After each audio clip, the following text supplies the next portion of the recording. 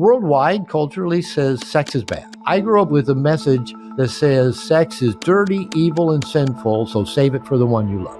What one man can do, another man can do. And that's been my mantra, because even trying to get my book published, if John Gray can get Venus and Mars published, I can get my book. What one man can do, I can get this done. In every relationship, somebody's going to get left. And I remember when I read that, I thought, that's the most liberating thing I've ever heard. That's the impermanence of this human existence. Nothing lasts forever. Hello, everyone. We have a very, very special episode for you today. This is a guys only. So if you're women and you don't want to know the deep, dark secrets of us guys, I highly encourage you to tune elsewhere for right now. We have the incomparable Dr. Robert Glover. He had long identified as sort of the nice guy, priding himself on his kindness and desire to be well-liked. However, by his early 30s, despite his steadfast belief in this sort of philosophy that a lot of us embrace, his life was just in complete disarray. His first marriage had ended. His second was beginning to falter, and his career dreams were unfulfilled. Frustration, resentment, and confusion just pervaded his life. But he turned it all around, and today he helps others journey towards hope, contentment, and power in their personal lives. Welcome, Dr. Glover. Wow. I just gave the whole the whole arc of my life right there. And I like that you start out with a little bit of psychology that basically says, women, come on in and listen. Come on in and listen. Yeah. We're going to talk about stuff. You're not interested. Don't. Yeah. So yeah. No little subtle psychology play going on there. No, not at all. Not at all. So I have to know, like, what is a nice guy and what's wrong with him? Okay, well, I tell you what, since I know a few of the women probably stuck around to listen, I'll first of all present it in a more general way. Nice guy, I'll apply to men and women, okay? So there's nice girls out there, nice guys. Both, what they both share in common is the nice guy has inaccurately internalized a belief, usually at a very early age. I'm not okay as I am. There's something wrong with me. I'm not lovable. I'm bad. I'm defective. We call that toxic shame. And probably pretty much everybody on the planet has some degree of toxic shame that we internalize at a really early age, because when we're first born, our minds are underdeveloped. We're kind of in a hypnotic state. We're narcissistic. The world revolves around us, and we believe we're the cause of everything that happens. So when we have painful, uncomfortable experiences, we believe we cause this. Now, we're not thinking this out because our thinking brain isn't even online yet. The very primitive part of our brain down here on our brainstem called the amygdala that manages survival, fight, flight, freeze, heart rate, respiration. It also stores up emotional memory. And this becomes kind of our machine language of who we are, how the world works, how I fit into the world. And so whenever we have any kind of uncomfortable experience as a young dependent baby, young child, we're hungry and we don't get fed. We're cold, we don't get wrapped up. We're sleepy and we don't get held. We're crying. So whatever it is, it feels uncomfortable. And often no fault of our own or anybody else's. As a child, we internalize, I caused that. We also internalize a belief, if I caused it, maybe I can prevent it or make it better. Again, this isn't rational reasoning belief. The prefrontal cortex of our brain isn't developed yet. It doesn't finish developing in males till about 25 years old. That's why our car insurance goes down at 25. We quit doing so many stupid things because we use more of the evolved part of our brain that reasons rather than this primitive part of our brain that just reacts. So our machine language is stored in that primitive part of our brain. And then we have life experiences that get laid on top of that as we go through life that reinforce where I'm not good enough, I'm not lovable, or I'm not attractive, or I'm not desirable, or my needs make me bad. Just the life experiences we have get piled on top of the machine language. And then that is what we then build our life paradigm around. And we can always point, well, I got bullied when I was a kid, so I'm bad. Or, my parents broke up when I, got divorced, so that must have been my fault. But the truth is, most of that belief system is pre-verbal, is pre-picture memory. It's emotional. Okay. And are we still considering ourselves as the causal agents of all of this, even beyond 25, just sort of because of this egotistic, maniacal nature that a lot of us have? consciously or unconsciously. So here's what we do. We all do this. When I say every human being does this at a very early age. When we have an uncomfortable experience, we try to do two things. We try to manage the uncomfortable feelings in that moment. Maybe we cry, maybe we sleep, maybe we become needless and wantless.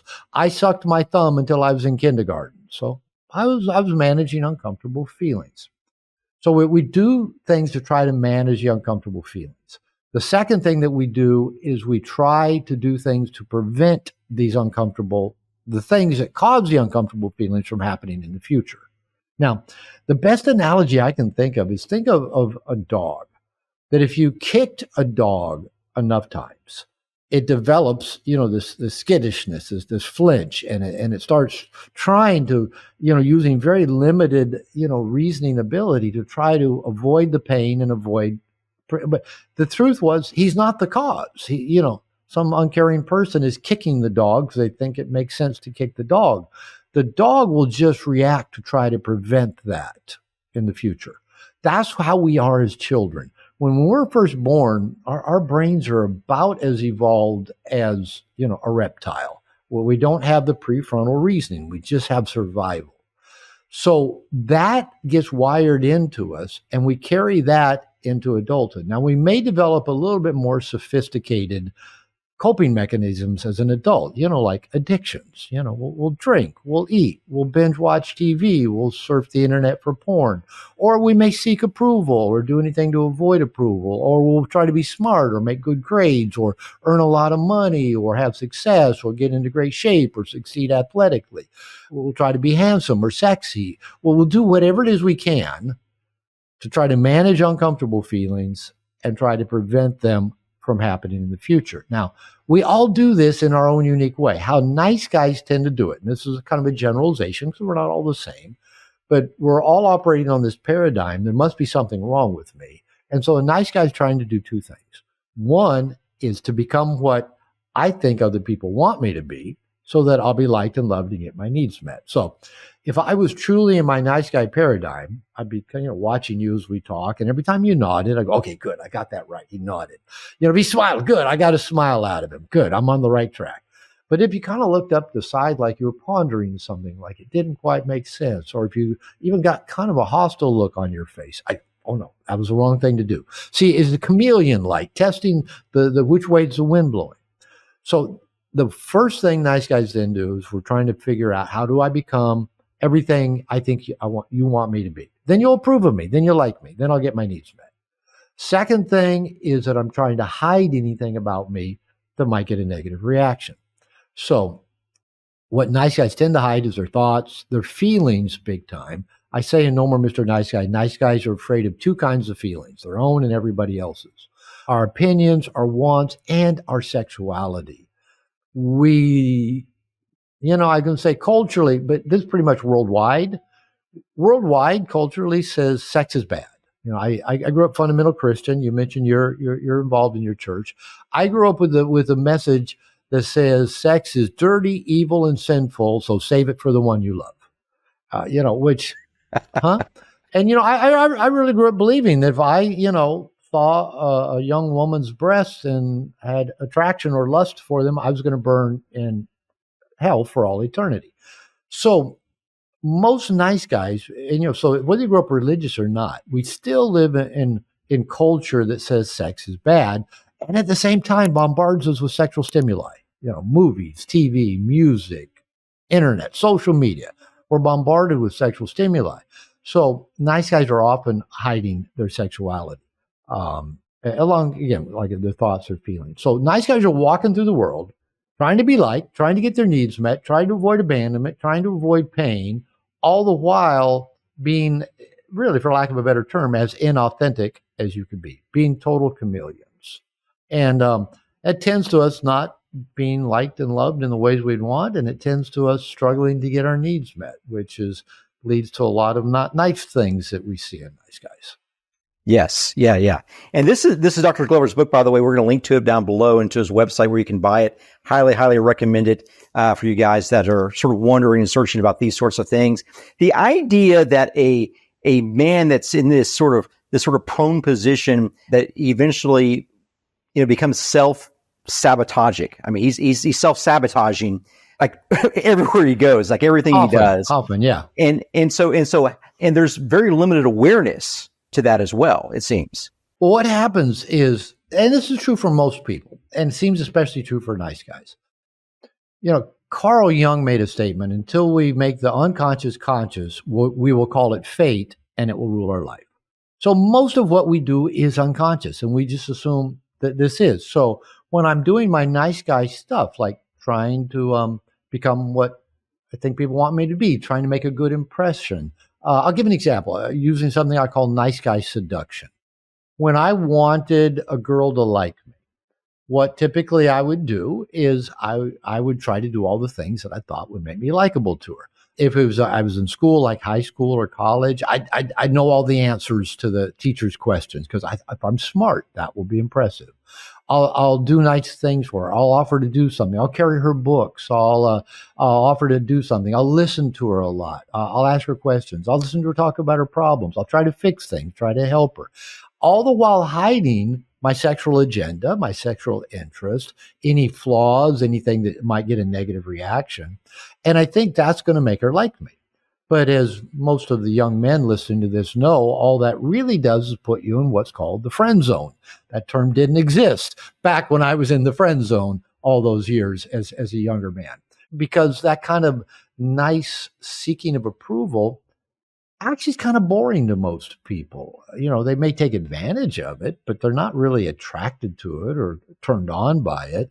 And so what happens for nice guys, and this is true for probably many people that are unconscious of their roadmap, their world paradigm that they're following, trying to get their needs met, is that when it doesn't work, all nice guys know how to do is double down and try harder. Oh, I'll try harder to get people like me. I'll work even better to make a good impression. I'll work even harder to hide anything that might cause negative reactions. And then often what we see nowadays, because we can kind of track these things, is we see a lot of underperforming young men, a lot of men hanging out what I call the nurseries. They've just kind of quit trying, whether they're MGTOWs, men going their own way, incels, involuntary celibate, going red pill, or just, spending all the time on the internet, binging on Netflix, smoking dope, masturbating to porn. They're just living in this world where nothing's really required of them because their paradigm of trying to get their needs met and get people to like them doesn't work. And nobody's ever giving them any other way to go about getting their needs met and connecting people in authentic, real, and integrated ways. And that's what I try to do in No More Mr. Nice Guy. That's a little bit what the whole idea and concept of authenticity gives you. If you're authentic in your business, you're going to begin to accrue a little attention from the market. Markets pay attention to you. Only businesses that have attention are able to survive. Likewise, sort of in the investment space, the contrarian investor is the one in the end that ends up coming out ahead of everyone else. But yet, I think in our personal lives, from what you're telling me and what I'm reading here, is we think we've got to do sort of the obvious thing. I've got to be likable, and I've got to conform myself to what I really want and hide behind those things. And then whenever I realize that doesn't work, and I don't think that doesn't work, I will often play the victim card. That life's not fair. The woman didn't see me first. She realized she's an idiot, or you can't see how smart I am. And my favorite Dr. Glover is the really, really book smart guy who's not wise. He assumes that he's going to get the wealth. He assumes he's going to get the beautiful woman, and he waits, but he never takes any risks. And the man that never takes any risk eventually just dies. And then he's selfish and he's envious of everyone else. And he hates everyone else that actually took the risks. And so they assume that because they're book smart, they should have all this other stuff, but they never take the risk because they self-sabotage all the time around safety. Yeah, and I think we could maybe add even one more category to this around young men, is the highly intelligent, fairly socially inept young man that's going to go out and punish the world.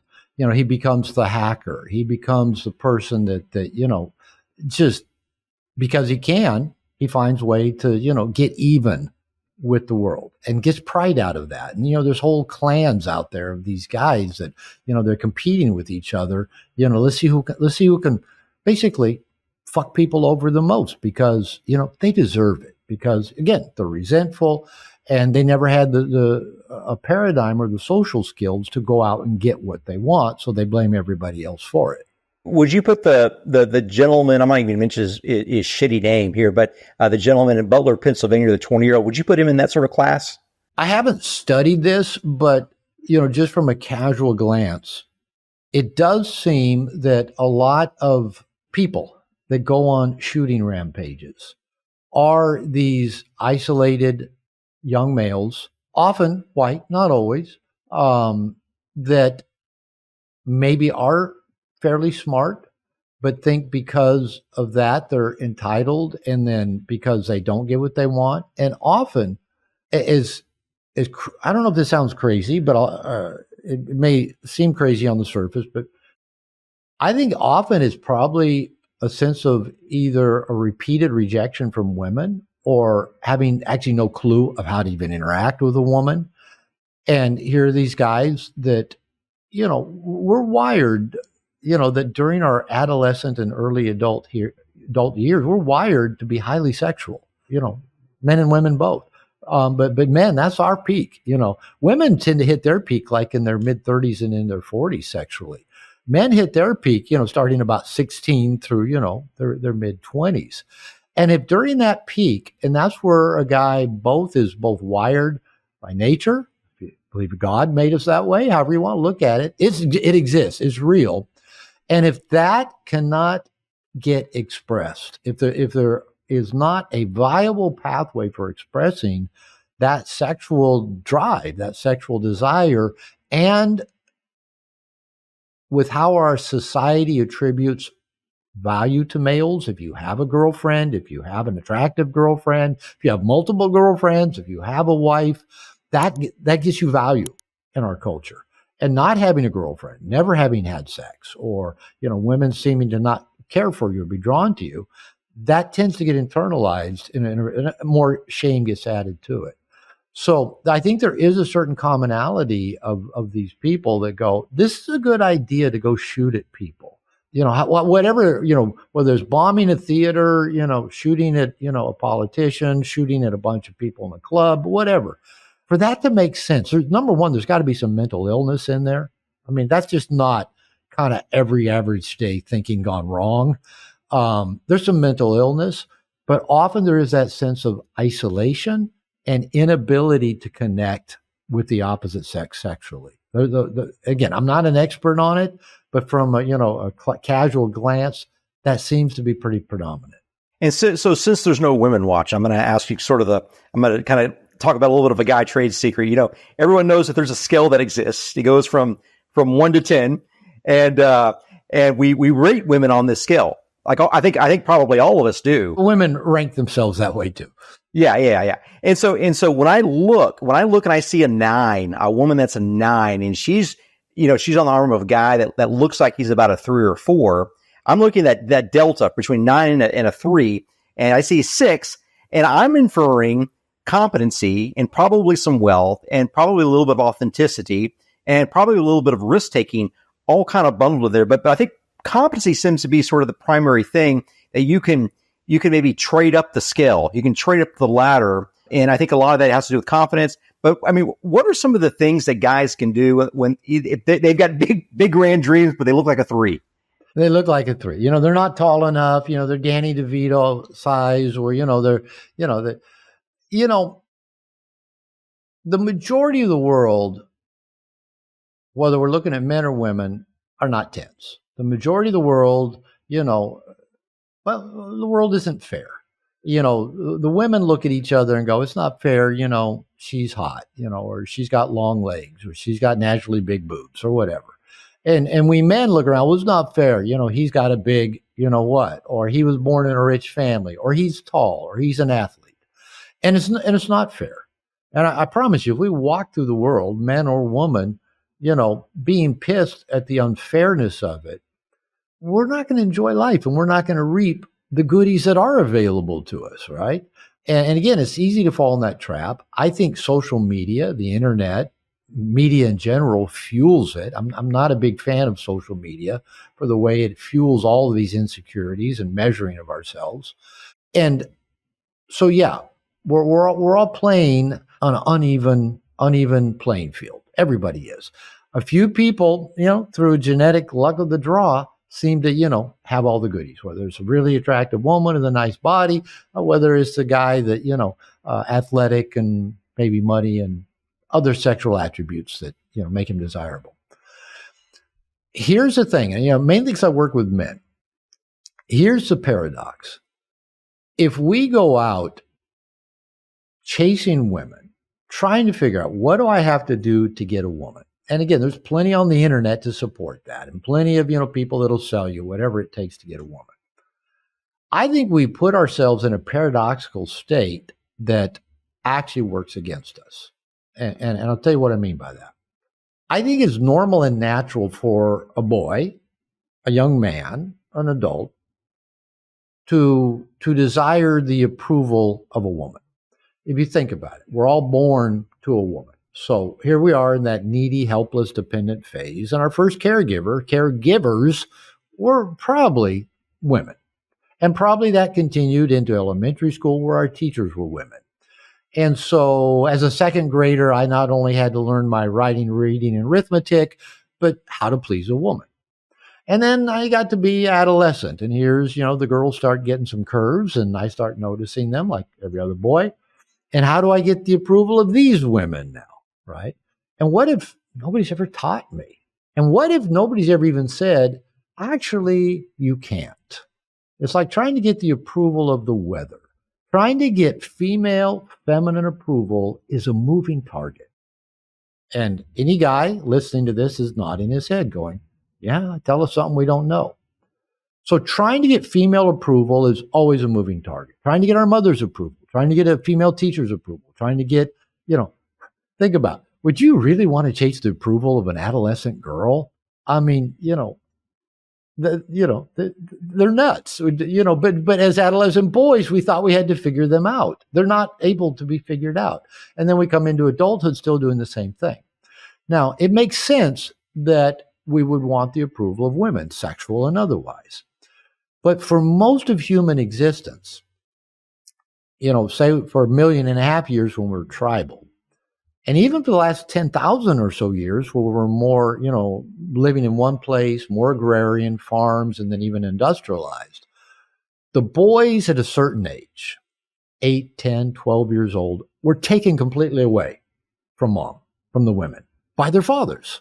Back in tribal days, or still where tribes still exist, taken by the men of the tribe, and they passed through a masculine initiation. They had to deal with a life-threatening experience. They had to get comfortable feeling uncomfortable. And if it's in more recent years, it's like we got an apprenticeship, or we worked with dad and our grandpa and our uncles and our cousins on the farm. We were brought into the world of the masculine, taken out of the world of the feminine, whether it's a fairly, a ritualistic process or just there's work to be done, son. Let's get out and get the work done. Military might have helped that in some ways at times as well. Now, here's the thing. The world of the masculine, in terms of finding approval, is actually a steady target. We know what's expected of us in the masculine world. You know when you've scored a touchdown. You know when you've gotten a hit in baseball or hit a home run. You know when you've scored a basket. You know when you've gotten the promotion. You know when you made the $1 million. You know when you got the promotion in the military, and it's all, you know how to do it. And with men, they teach you how to do it. Men want men to succeed. And so what's happened is the majority of men, culture nowadays, I'm 68, so this even includes me, so it's been a while, that we did not have masculine initiation. We did not have men taking us away from mommy, taking us away from the need for female approval, and taught how to succeed in the masculine world. Now, here's the paradox. Once we find how to succeed in the masculine world, all of a sudden, that makes us highly attractive to the feminine. The feminine's over there looking at that guy. Oh, he's masterful. He's competent. It shows in this way. It shows in this way. It shows in that way. And the feminine finds that attractive. And the feminine is going to start sending signals that says, notice me, pay attention to me. I want to be part of your team. I want to hang out with you. rather than the men now who are all being taught, you have to go chase them. You know, they have what you want. Go chase them. Go figure out how to get their approval. Go figure out how to get them to like you. Go figure out how to, how to spend enough money on them, or how to, all. And so we've got it backwards. Whenever we men go seeking the approval of women, we've made them, in the sense, the alpha. They're the decider. They're the decision maker. And when the man knows, I don't need that. I got my success over here in the masculine world. He now is the decider, and he has something the feminine wants. They will come to him. They will send the signals of interest. So where I think we have this big gap is these young men who've often grown up without fathers, raised by single moms, raised in a school system and social media that preaches toxic masculinity. Boys are bad. If men want sex, they're bad, they're evil, whatever all that is. And now a lot of young men I talk to tell me that their fathers were nice guys, the millennials and Generation Z. And it makes sense. My son just turned 39 this month, and so he's millennial. And I was a nice guy father. I was doing my nice guy recovery work, writing No More Mr. Nice Guy, when he was an adolescent. So now a lot of young men are brought up with a nice guy father, and all their dads taught them is, don't piss off your mother, because that's what they were trying really hard not to do as well. So when men don't have masculine initiation and learn how to be masterful in the masculine world, we're just hanging out in the nursery, wanting everything pushed to us, fed to us, hoping we can learn some magic tricks to get the women to like us and want to take their clothes off with us. And those magic tricks don't work, even though they are sold a lot on the internet. If they worked, we'd all use them and they'd all work, but they don't. You did something masterful. I was reading your book, and I was trying to figure out, how is he going to convince the incels to get out of the basement? How is he going to convince these young guys that are just frustrated to maybe look up and begin thinking it's possible? And this is what you wrote. I think this was incredibly striking. This was the pivot of the book for me, the idea that I could look up. He said, you should remember what one man can do, another man can do. If one man can make $1 million, why can't you? If one man can start the business of his dreams, why can't you? If one man can drive a Mercedes, why can't you? If one man can be a snowboarding instructor, why can't you? And that was the big pivot to me. Like, why not? Why the hell not? If you can do it, I can do it. I don't think the word incels or even MGTOW existed at the time I wrote that, because I probably wrote that 25 plus years ago. And maybe those terms were around at that time. I just didn't know it yet. But what was funny about that term, what one man can do, another man can do, that's been a driving mantra in my life for quite some time. And the backstory of that, I stole that from a movie called The Edge, where Alec Baldwin and the actor that played Hannibal Lecter, they're out in the woods in Alaska, and a bear's chasing them, right? And anyway, without going deep into the story, the Hannibal Lecter actor character, I can't think of his name, was telling the Alec Baldwin character what one man can do, another man can do, and they came up with this plan to try to kill this bear that's stalking them and trying to kill them. And there's, Google it, go on YouTube and look for The Edge, what one man can do, another man can do, or I'm going to fucking kill the bear. And it's a pretty good scene. And that's been my mantra, because even trying to get my book published, it took me 6 to 7 years to write it, about 3 years to find a publisher. And a lot of publishers said, Robert, it's a good book, but our marketing department says men won't buy a self-help book. And, this is nothing towards John Gray, and he and I have never talked about this, but I thought, if John Gray can get Venus and Mars published, I can get my book. What one man can do, I can get this done. And I just stuck with it. I just stuck with it and stuck with it and stuck with it and stuck with it. And then some me hustling led to some fortuitous events. It's kind of like they say, funny how the harder I work, the luckier I get. I got lucky, because I was working my ass off trying to, draw attention to the book.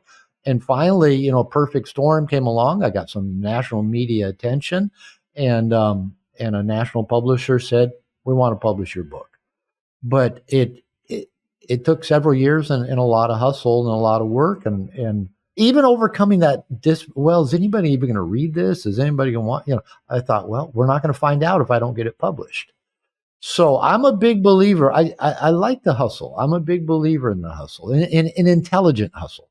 Just working harder doesn't necessarily take you where you want to go. Some of the hardest working people on the planet are the poorest people on the planet.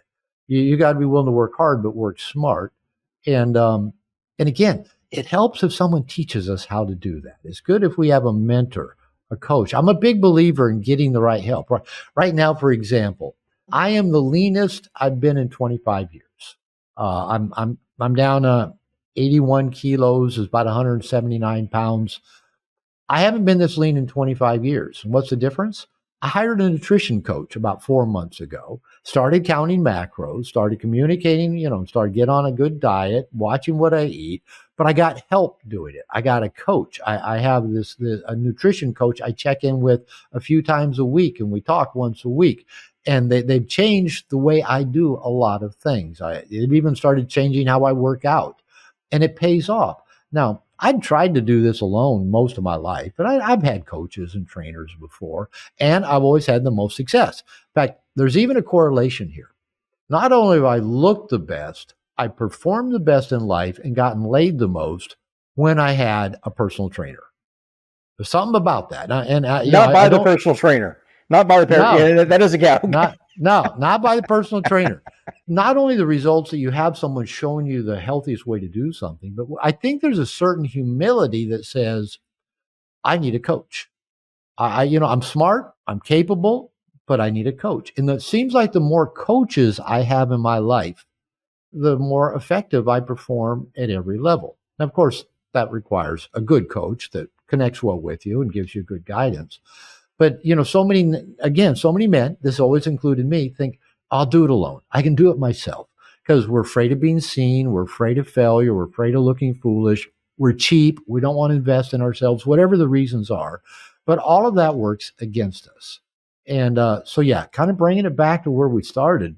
If you want to get masterful in this world and have the things you want, get an idea of what that looks like. You want to get in better shape. Do you want to make more money? Do you want to build a click funnel that works? Get a coach. Get someone who knows what they're doing. That's not out there just trying to, make a shitload of money because they can take advantage of people, but a coach that will really, work with you personally, whether it's get you in good shape, help you with your finances, help you build your click funnel, and then work your ass off. And all of a sudden you'll notice things are coming your way, opportunities, open doors, the smiles of a woman, all of a sudden they're coming your way without you, sitting around going, how come a woman never smiles at me? Well, women tend to smile at people that show confidence and success and mastery. I have a quote, and you mentioned Chris Williamson. He's quoted this several other times since he and I talked, that the feminine is highly attracted to a man who's comfortable in his own skin. That means, hey, like your body, like who you are, who knows where he's going and looks like he's having a good time getting there. And I tell you what, when I live my life like that, comfortable in my own skin, know where I'm going, and I look like I'm having a good time getting there, all kinds of doors open up all around me. And all I have to do is say yes, walk through the open doors. It seems overly simplistic, but it's that paradox that chasing the wrong things, for example, chasing the approval of a woman, good luck. That's going to keep you chasing your tail the rest of your life, because you'll never catch it. You'll never catch it. It seems to me there's always sort of a rightness about pursuing something a little bit beyond yourself. I think you said one of the rules was if it frightens you, do it. A very Jungian type of thing to say. Yeah. I always say, let fear be your North Star. If it scares you, point yourself in that direction. If you're a 3, don't settle for a 3. Don't settle for 3. You've got to push the boundaries of that. If you think you can build a $10,000 a month business, build a $100,000 a month business. Because for me, I'd rather fail. And I learned so much in failures just from trying. It makes you tough. And tough people tend to be a little bit more masculine in nature. Where do you, how do you see risk? Do you ever recommend clients take more risk in their not in their sexual lives, but maybe so, but also sort of their professional lives and their business lives? I tell people, No More Mr. Nice Guy is not a chronicle of my successes. It's a collection of my fuck ups. It's the things that didn't work. It's the things I didn't get right. I believe in risk. Now, I don't we live in a world of hyperbole, where, oh yeah, go take the biggest risk, go, 10x and 100x your income,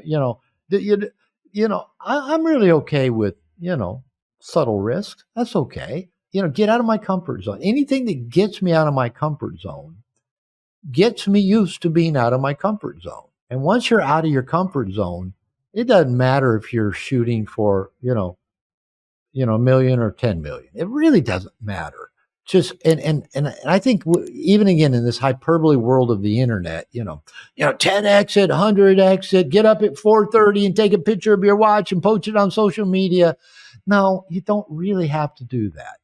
I think if you just consistently get out of your comfort zone, consistently surround yourself with people who can help you move forward, whether that's friends, whether it's colleagues, whether it's coaches, whether it's mentors, whether it's a therapist. The doors are going to open that you could not have predicted. Me discovering Mexico and moving here. I didn't go looking for that.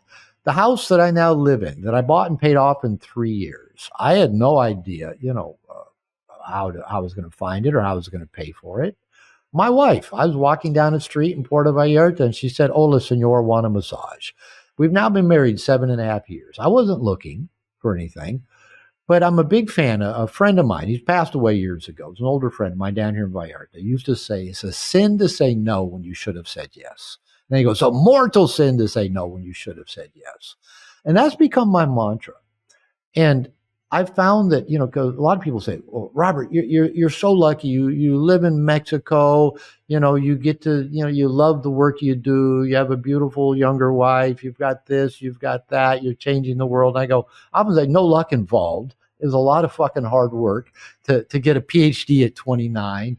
To write a book, to hustle it for the last 20 years, and for the royalty checks to keep going up. The stuff in my life didn't come from luck.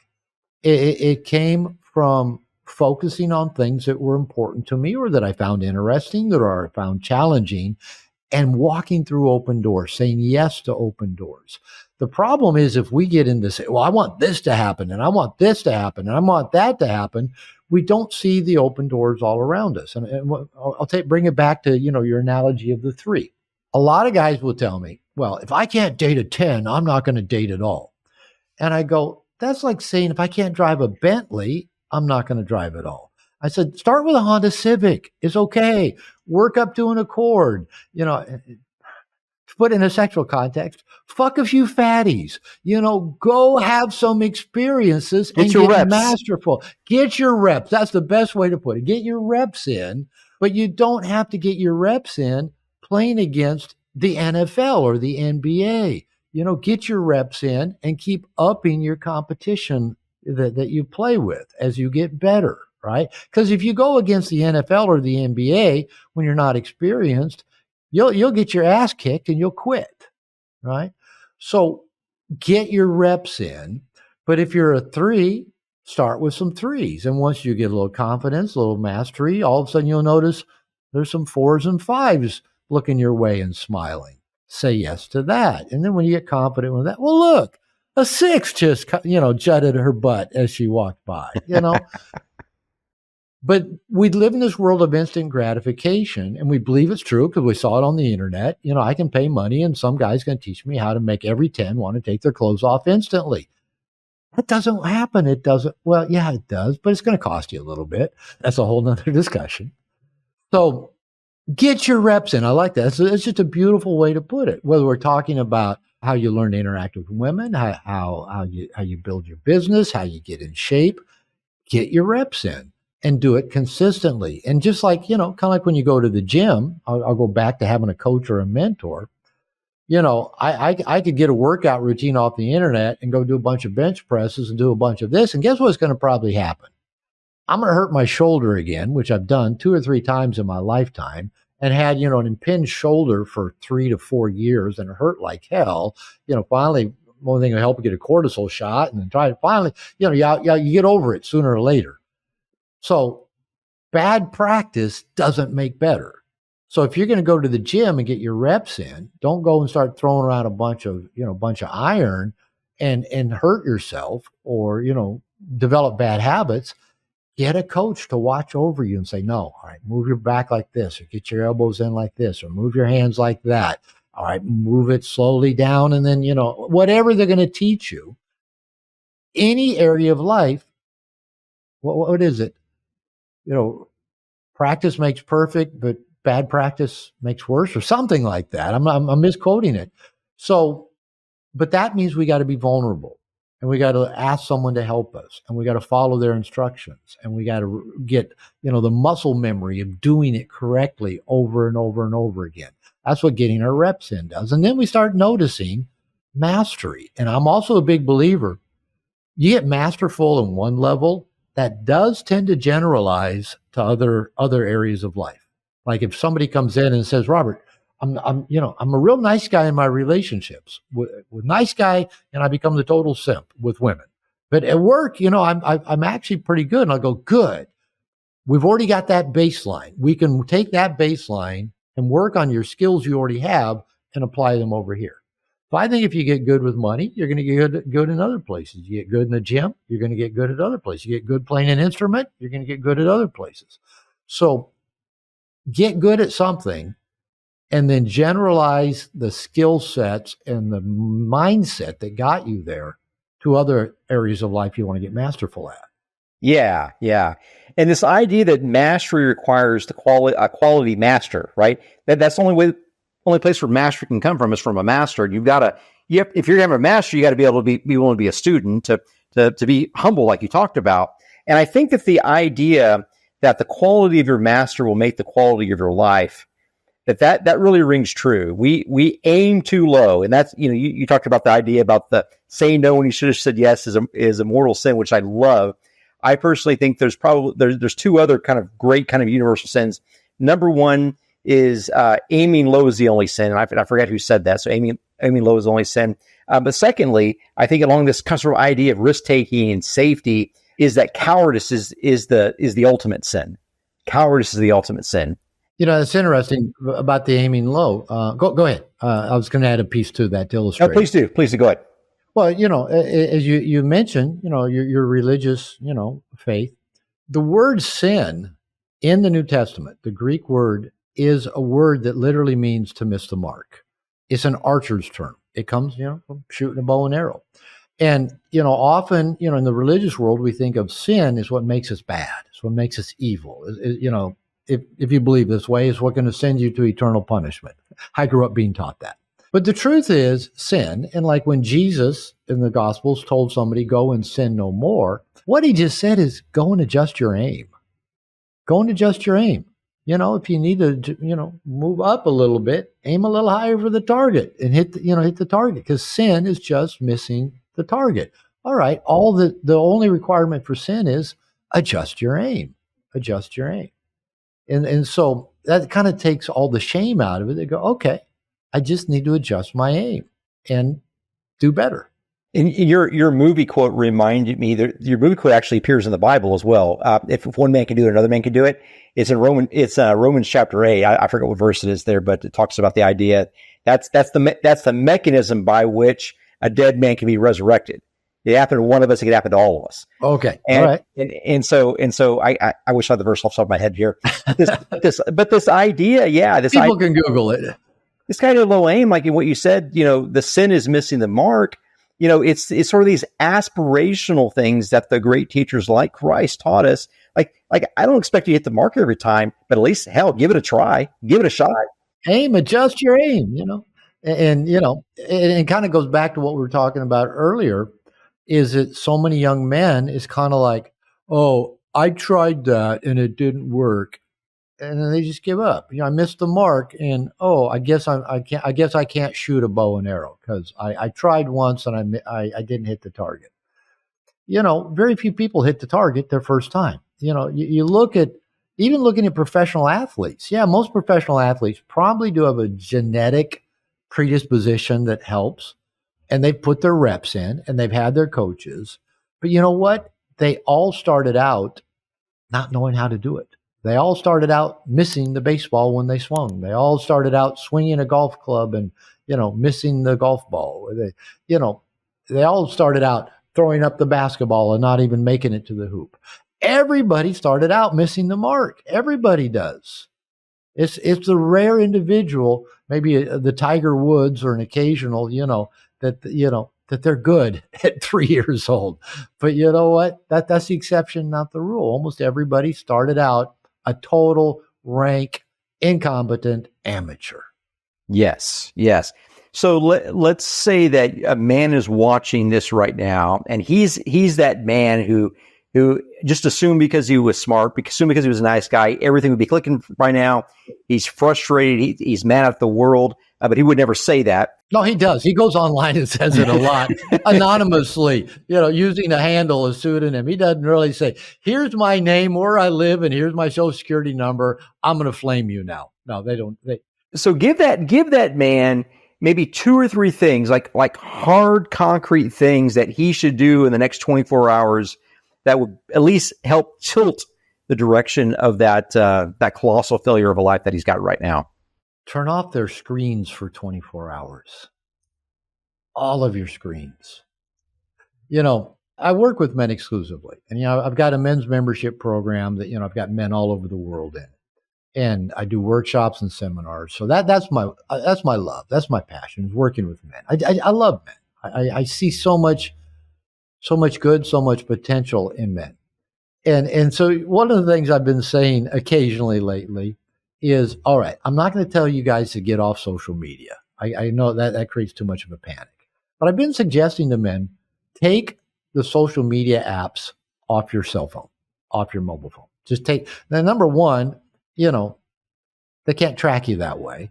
And number two, it gets you out of just, we've all just got that habit. We just go on Instagram and do the doom scrolling on Instagram, or we're swipe right, looking at women we're not ever getting in contact, or we're on YouTube watching video after video. Take it off your phone. And I get that a lot of young men, that's their main way of connecting with the internet. Maybe they don't have a laptop or a desktop, but I tell guys, if you want to look at social media, just do it on a desktop or a computer, and then set a timer. Do it for 30 minutes. I mean, nothing evil, wrong, or sinful about being on social media or surfing the internet or watching some shows on Netflix. But we've all gone unconscious to where I've even made a rule, and I even break my own rule, that I don't take my phone to the bathroom with me. If you think about it, I don't have to have my phone with me all the time. I can go in the bathroom without my phone. And every now and then I go, I just want to surf my phone. These phones didn't even exist, 14, 15 years ago? But now we're all addicted to them. So one of the things I would say to any young man, find a way to reduce your screen time and get out of your house. Go for a walk. Just get out. One of the things I years ago, I did a series of podcasts, actually a couple hundred of them, for dating. And I ended every one of those with, get out of your house, expand your route, linger in public, talk to the people you meet, test for interest, walk through the open doors. And I'd say that, miracles happen around people. And unless you got a living room or a basement full of people, you're not going to have any miracles. And I used to say, every time I left my house, I expected a miracle. I always said I love waking up in the morning not knowing how my day's going to end. A few men have told me, Robert, that would be hell for me. I want to know exactly how my day's going to end, because we're so caught up in it. I want everything to be exactly the way I want it to be. The adventure happens when you get out of your comfort zone. And if getting out of your house, turning your screen off, talking to people, strangers, men, women, young, old, babies, kids, doesn't matter. Just learning to be social, getting out in different environments. Your world will change. Your world will start opening up. And if you can get, for these young men, if you get your attention off, every young, hot woman you see, because what happens if we walk through the world, oh, I want that one, I want that one, I want that one. What we don't see is all the open doors all around us that we just have to walk through. Those doors like this, you got to go pound on them, hoping they'll open. And usually they don't, because they're getting pounded on all the time by all the other young guys that want that door to open. So, but again, the guys will go, but if I, can't date a 10, guys, another favorite saying came from David Data, who wrote the book, Way of the Superior Man. I heard him say one time, choose a woman who chooses you. Remember when I heard him say that, I was little bit perplexed. It rang true, but I thought, wait a minute. And, and I think it's 100% true. It goes back to, you get masterful in the masterful world. Women are going to come your direction. You get to be the decider and the picker. You've chosen someone who's already picked you. If you're chasing them, hoping to get them to like you, they haven't chosen you. Now, what a lot of guys say, well, but the women who choose me are, they're fat, or they're older, or they're not pretty. And I go, that's just an excuse you make up to because you're so obsessed, because you watch so much porn and you're so much on Instagram. You got to have the 10 because your ego thinks you need it. You can't even talk to the 3s, and you think you got to have a 10. So that whole thing of choosing a woman who chooses you is such a power. I mean, that was also life-changing for me as well. I've not pursued a woman in years. I've not tried to get a woman to have sex with me in years. They've come to me, and I haven't had to work at it. Back when I was a nice guy, I worked at it all the time, and nothing ever, whatever came to me, I settled for and stayed with it way too long.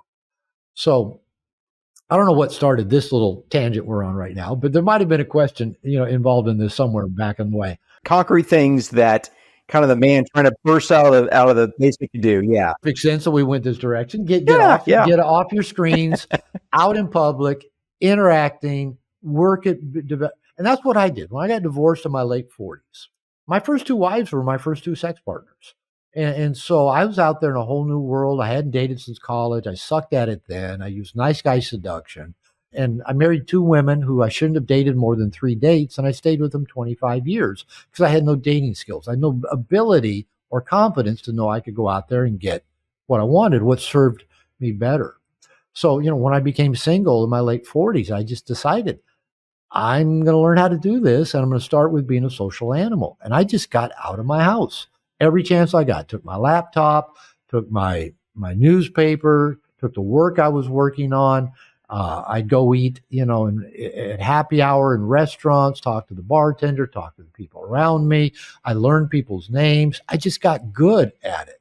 And it's a skill you can develop. If I could develop it, I know it can be developed, because I was not particularly socially adept. Neither of my parents modeled or taught me good social skills.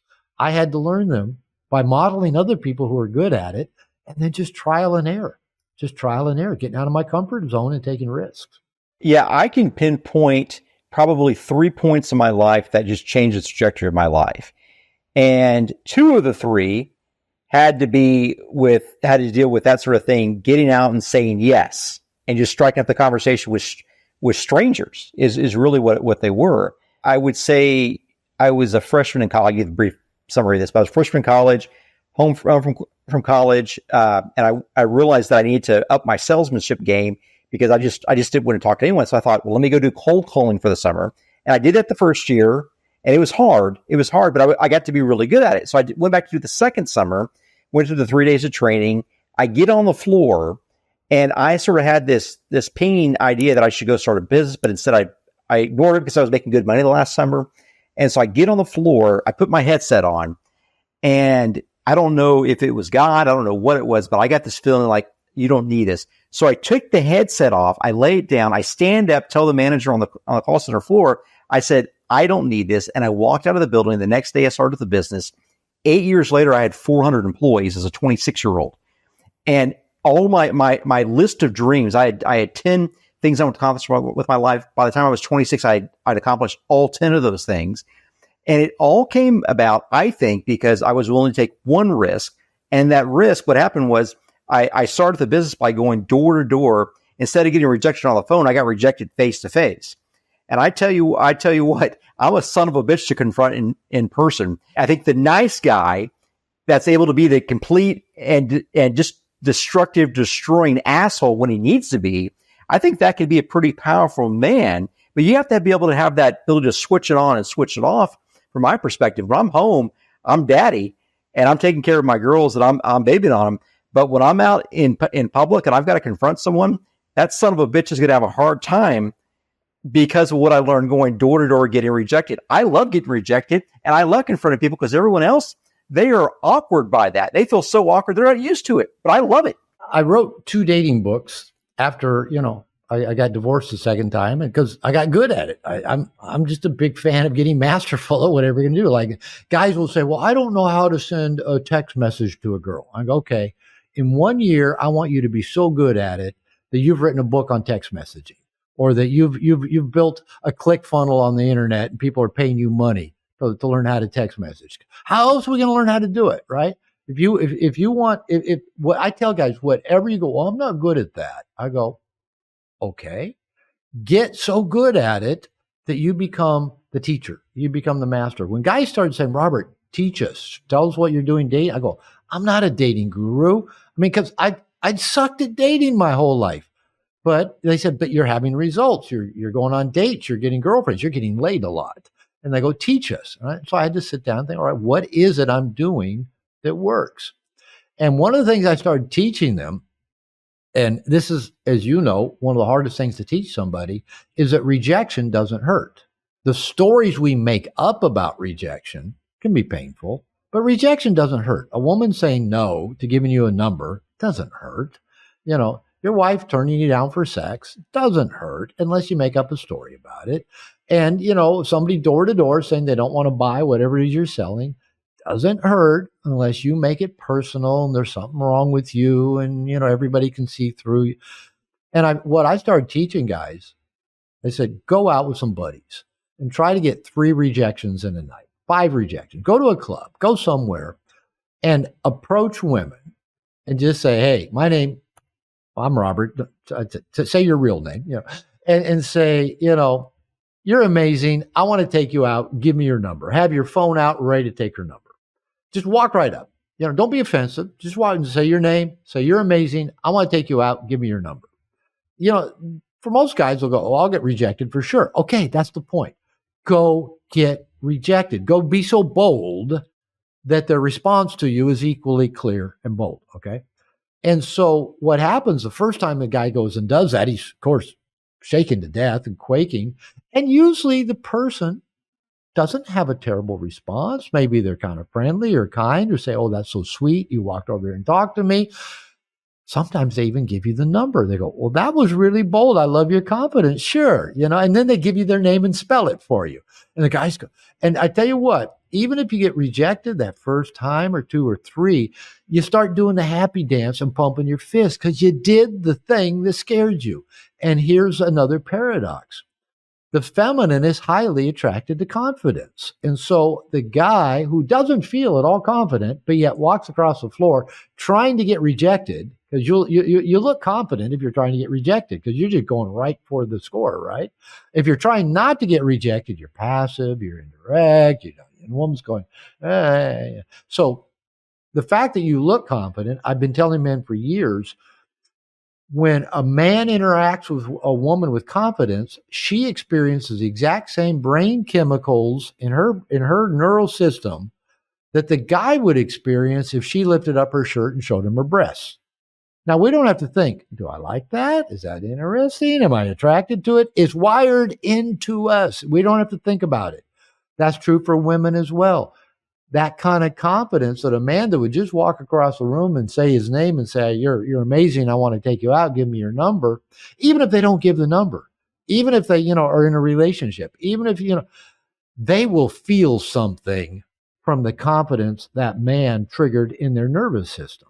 And you do that 3 or 4 times, any guy, and you get to where that didn't hurt. I'm okay. In fact, that actually felt really good because I did something bold and actually kind of had a couple of nice conversations that I wouldn't have had otherwise. And look, I even got 2 numbers. I went out one time with some buddies to a college campus.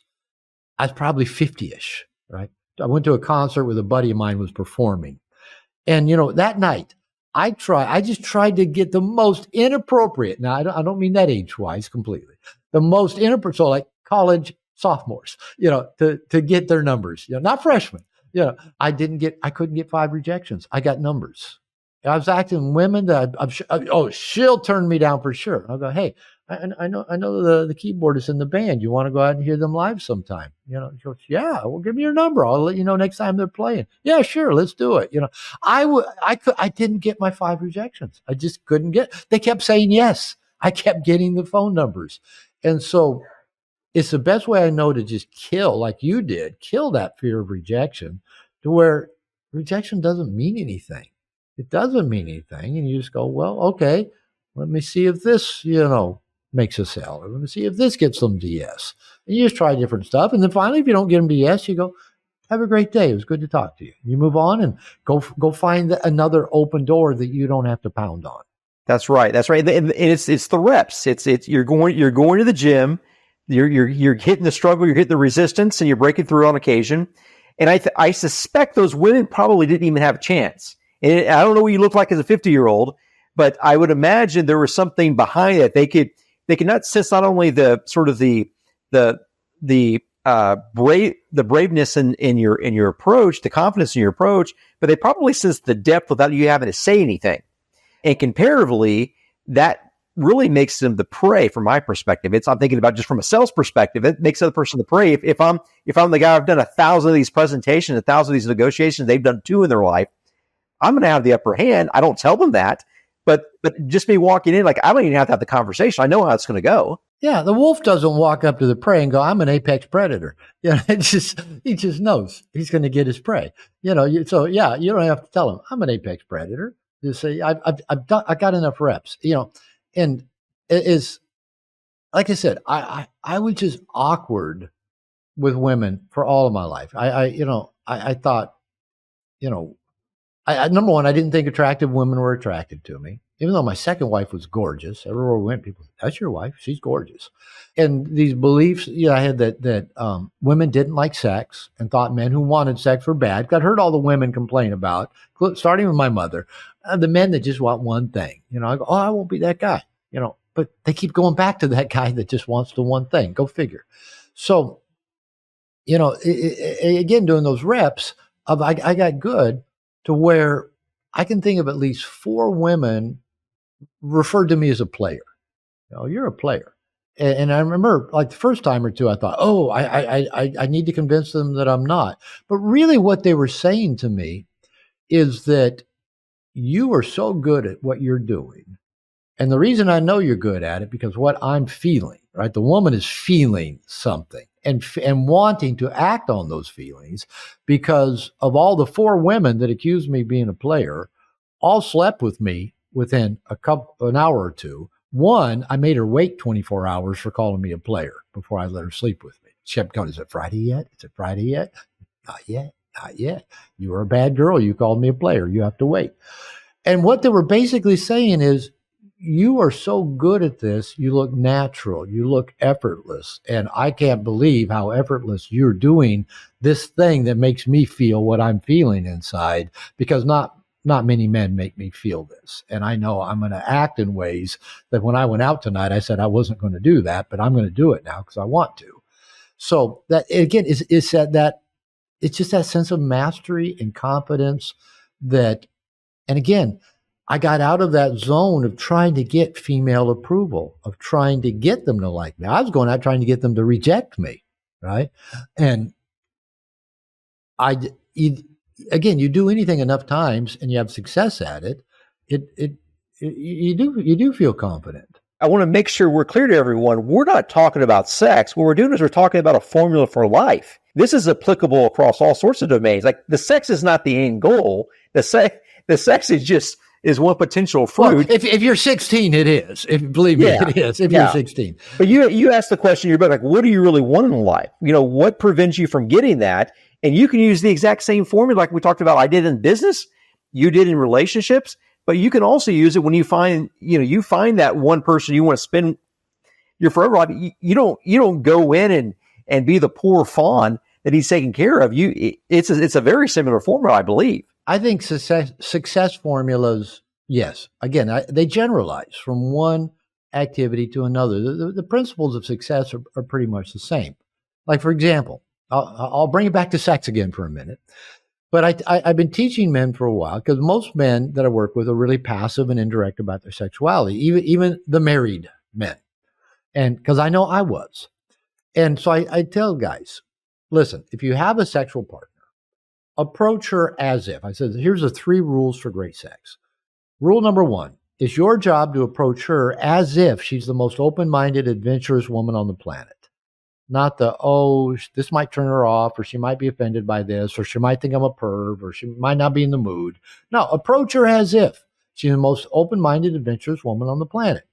Rule number 2, and tell her this in advance. It's her job to say no if something she doesn't want to do or doesn't want to do right now, right? There's consent. She can say, no, I don't want to do that. Rule number 3, don't take anything personally. If you get no, go back to rule number 1. Okay. Now, it's a great way for the masculine to interact with the feminine sexually, and it's very powerful turn on for the feminine. But then immediately I tell guys, this is also the 3 rules for a great life. Approach the world as if it's the most giving, abundant place. It's going to tell you no every now and then. Don't take it personally. Go back to rule number 1. So, the same rules for great sex apply to having a great life. But, the world is filled with abundance. Yeah, we're going to get told no every now and then. We're going to get a roadblock every now and then. We're going to fail every now and then. Go back to rule number 1 and just keep going after it. Yeah. And so once you find that woman that you want to be with, and I'm a firm believer, and I've been married for 20 years, and I'm a firm believer that there is a level of attraction that you can have with a woman that makes you not see everyone. You still see all the women, but there's that declaratory commitment there that makes the sex that much more powerful. And it's something that I'm not doing a very good job of articulating it, but it's something like, I could have all of this other, and she knows I could have all this other, and I know she could probably have a lot of other, but we're making the commitment to each other because A, she knows I'm a dangerous man and I could do all that stuff, but I'm choosing her over all the other. And then B, she knows that I'm performing at the top level of my competency, and I'm going to protect her. There's no one that's going to protect this woman better than I'm going to protect her. And she knows I'm willing to be ruthless. I'm willing to be savage, and I'm willing to do whatever's taken. I'll murder 1 million men if I have to protect my family. And I will let her know that because she wants dominance in some way, I think. She doesn't want the man that needs her. She wants the man that's so dominant he doesn't need anybody else. He doesn't give a damn about anybody else. Several different ways I can come at this. And yes to everything you said. Well, when I was dating, if I got to where I dated a woman a few times, it looked like we were going to keep seeing each other. I probably shared this with maybe 4 or 5 different women during a several-year span. I'd sit down and say, listen, if we keep seeing each other, here's what you can expect from me. I'll be conscious. I'll pay attention to you, to me, what's going on. I'll be honest. Everything you'll tell me, I will tell you will be the complete and whole truth. You won't ever find out I left anything out or something wasn't true. I'll be transparent. You know what I think, what I feel, what I want, what I expect from you. I said, and I will set the tone and lead. I won't burden you with that. I'll show up with a plan. And every woman I told that to, they all got this look about them. Oh, several said, I've never had a man tell me anything like that before. And then they all said, what do you expect from me? Now, that's a good question. That's a good woman question. If she asks you that question, you've gotten a good start for finding a good woman. So what do you expect from me? And I said, I got most of my needs taken care of. I love my work. I got enough money. I got good guy friends. I love my life. I just said, treat me well, make my world beautiful. And then when they kind of like look up in that creative spot, when you look to the right, you're being creative. How could I treat him well and make his world beautiful? That's all I needed from them. I did not need more than that. And I don't know about you and your wife, but I've had any number of women tell me over the years, Robert, you just don't need me. And I go, true, you're right. But I love you and I'm choosing you. And because women will kind of get into that, they kind of want to be needed, like they want to know. And the truth is, I mentioned David Data earlier, and he mentions in his book Way the Superior Man that the truth is told, we could move on and pick another one pretty easily, and we don't need them in that way. We have other needs that we're taking care of, but that not needing them makes you so much more attractive. But you want her. You want this woman because you've chosen her for all the reasons, and you are going to protect and provide for her. She knows that fierceness. She knows that you could have any other woman. She notices the other women noticing you. My wife still points that out. My wife's Mexican, so I got the stereotypical jealous Latina. And just yesterday, there was one woman in the gym. I'm not making it. It was one woman in the gym. There's a bunch of dudes, and my wife and my daughter. So those are the only other, and one old cleaning lady. But one woman working out besides my wife and daughter. And afterwards, I said, "What? That woman that you were checking out, and she was walking." I go, "Oh no, one woman." It's like I was hanging out down the far end of the gym with where all the guys were, But so she was looking at you, and she walked in front of you, and she was like looking at you like that. And I go, she was probably all of 22, But my wife still points that out everywhere we go. And you know what? I used to try to, talk her down through and over. Why do you always do that? Why do you bring that up? That. And I realized it's probably not a terrible thing that she looks around and sees what my choices are, what my options are. 68, believe me, I'm not looking around thinking I could have a 22-year-old. It doesn't even appeal to me. And it's a point you said. Yeah, we'll always notice women that are attractive. That's not going to end. If you think you're going to outgrow that, I tell men, actually, it's going to get worse because there's more and more young women being born every day. So that means as you get older, the population of women younger than you is getting bigger and bigger and bigger. So you are going to notice them. But you're talking about a choice that you've made. And I know, as I said, my first two wives were my first two sex partners. So when I got out there in the dating world, and women were coming on to me, they were propositioning me. They were getting naked on first and second dates. I'm going, what planet have I landed on? I didn't know this happened out there. But again, I wasn't trying. I wasn't trying to get them to have sex with me. And so I went through what I called at that time my integrated man whore phase, where I just said yes to every sexual opportunity because I'd not had many prior to that. And I said yes, and I had a lot of fun, amazing learning experiences and fun sex. And, after a while, I got to the point of I thought, okay, I can do that. I know I can do it. I got the skills. No worries. I can turn it on. I can turn it off. And I realized, I'm going to go slower with this and just have sex with somebody that I really care about. And, I know is going to be here tomorrow and I trust. But I went through it. I'm glad I did. And then you can say, you know what? Okay, got that out of my system. Been there, done that. I know I got the skills. I know I'm attractive enough. Now I'm going to give all my energy to one person because it just felt better that way. But that was a conscious decision. It was a decision I made.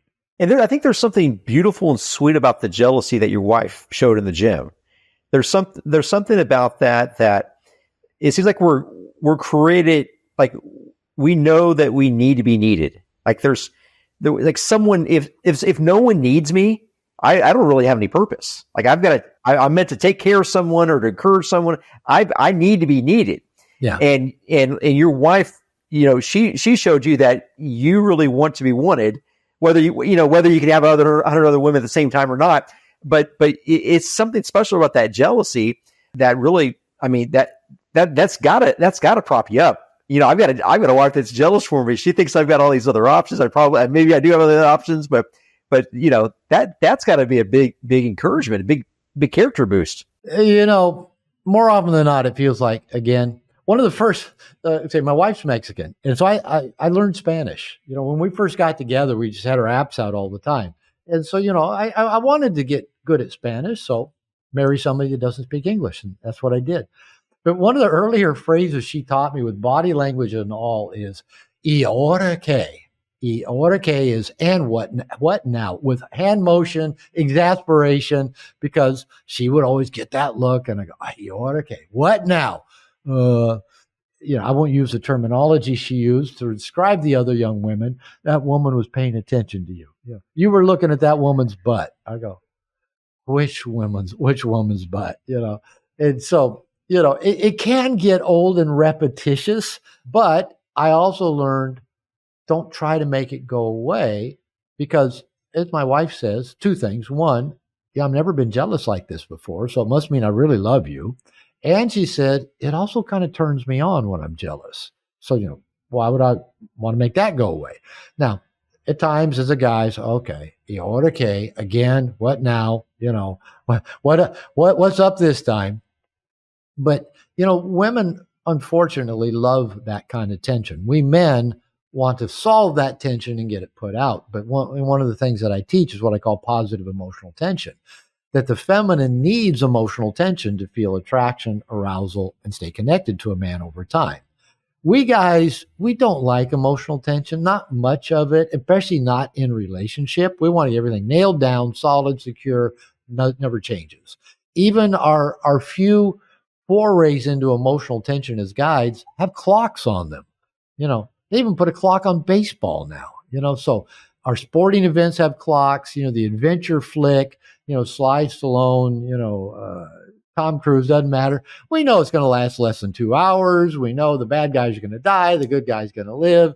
And so, we don't like tension. So we're always trying to kill that tension. Okay, what now? I wasn't looking at her butt. Why do you always accuse me of that? Blah, blah, blah. And the truth is the woman needs that emotional tension to be attracted to us. And they don't understand why we don't. And we don't understand why they do. Why do you always have to be creating drama? Why is there always a complaint? Why is there always this? We're just going, can't things just be good? Can't we just all be happy? Can't we all just talk about this and resolve it? My wife, I'll see she's in a mood. And I go, what? Oh, I don't want to talk about it. We'll just fight. I go, no, we don't have to fight. And she goes, well, we will. I said, well, you like to fight. What do you mean? She goes, why? I'll tell my wife, how about this? How about we skip what you tell me whatever's on your mind? I just start yelling at you and say some hurtful things to you. And then you cry and then I hold you. And she goes, that's not the same if you're not really mad at me. That's woman logic. It's not really the same. Let's just skip all that and let's just get to the end product. You cry, I hold you. And now, you get to feel secure in my arms. No, we got, basically we have to go through the whole fight first.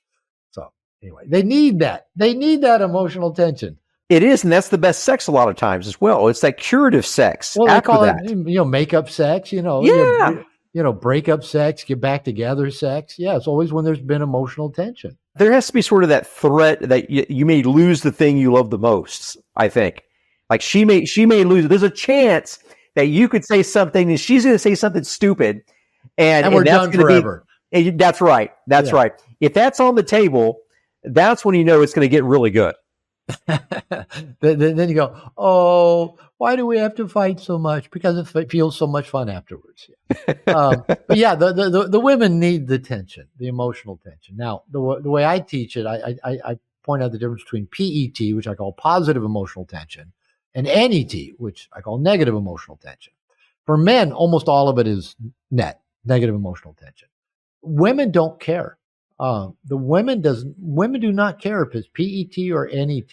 They just need the tension. And I tell guys, if we don't create the positive emotional tension for them, they'll create the negative emotional tension, or they'll quit trying.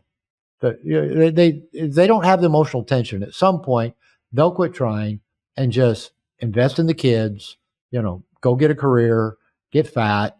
They'll do something because they got to have the emotional tension until something comes along and lights a little bit of fire for them, and then they will be like a moth to the flame. So, I tell men say, well, can I create enough pet that she'll never create net? I go, won't happen. She'll still create negative emotional tension.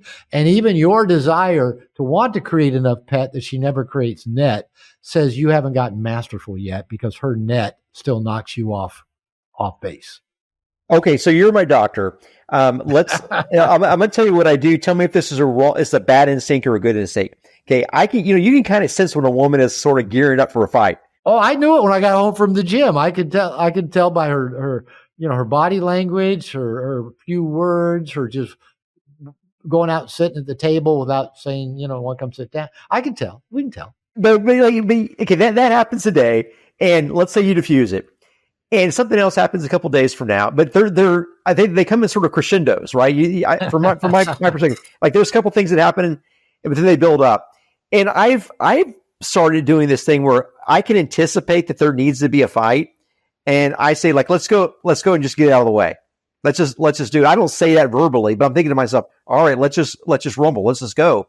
And then everything's good for a couple of months. Should I be instigating those fights when I know they're pending, or should I just always keep being a diffuser? Yeah, it's a great plan. I have found, well, it took me a while to figure this out. So I can't say I figured this out with my first wife. I did with my second wife. I have with other women, and I have with Lupita, my wife. My second wife, if she was kind of being that way, I'd say, get down to the floor. We're going to wrestle. Because we had young boys, and her son and my stepson, her son, and my son were 6 months apart. And they loved to wrestle. So I'd wrestle with them all the time.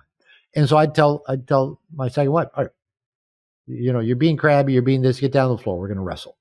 And we had rules where, number one, I couldn't turn it into a sexual thing. It just had to be, we're going to wrestle. And as I did with my boys, I never let her win. I never let my boys win either. But I always just use just enough strength, whether they're trying to pin me or I'm pinning them, whether it's with my ex-wife or my boys, I just use enough that I would win. Usually I'd wrestle my boys 2 at a time, but then once they got good enough, I went one-on-one. Once I knew they could beat me, I quit wrestling with them. But I knew that before they did, right? I wanted them always to think I could take them.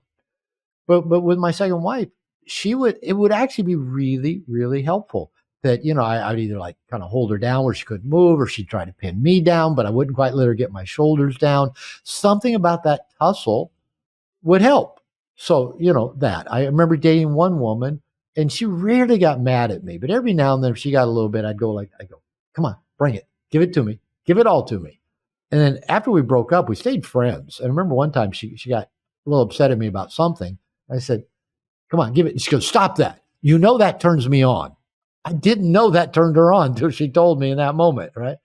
And with my wife, Lupita, I'll use humor. Like I said, I'll do the humor. Well, okay, I know you like to fight. How about I just yell at you, say hurtful things to you, and then, you cry, and then, no, it's not the same. So I've already diffused it. If I can even get her to go, it's not the same. I go, okay, come here, sit down. And I'll just get her close to me. Look at me in the eye. Look me in the eye. And she'll look me in the eye. And, I'll put a hand on her and just say, tell me what's up. Tell me what's on you. No, look me in the eye. I'll get a little dominant with her. That works with her to just go all the way through it. And then maybe while she's telling me this terrible thing that I did, I'll start nibbling on her neck. You got the sexiest neck. You know how sexy you are, maybe, I'll just start doing something that she can't stay mad at me. But each woman, like I said, it took a different form of mastery, I guess, a different consciousness and awareness of how to show up and diffuse them.